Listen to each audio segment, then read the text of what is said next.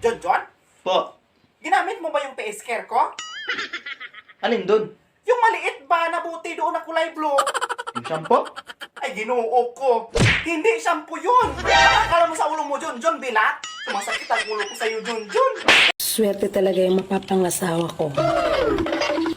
Kasi okay lang ako sa pagkain na itlog sa umaga, itlog sa tanghali, at siya naman sa gabi. Eh di bukas, wala ka na pakain eh.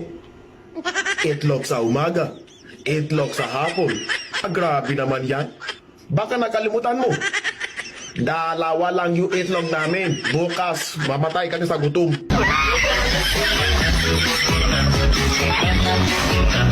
Bakit pag naglabing-labing tayo hindi ka umuungol?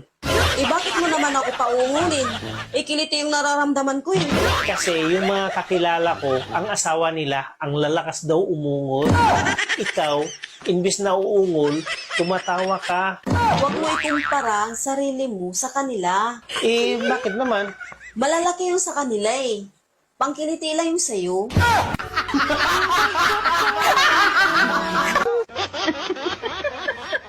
Ayo, Ay, sir, unsa ato sir? may buntag ma'am. May buntag pod. Pwede ko makadayon? Pwede, unsa may ato Kining magsurvey unta ko ma'am ba? Dali dayon. Pila makabuk diri na mo yo ma'am? Kumay raman mi diri sir. Tulo ra mi sir. Tulo mo. Para asa nga survey? Survey ni ma'am sa karong eleksyon. Mauba sa yuha ba na?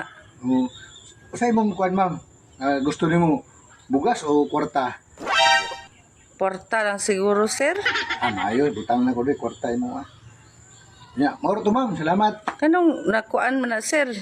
Nagsurvey naman na. Para may balaan na mo kung kinsa tong murag na og kwarta.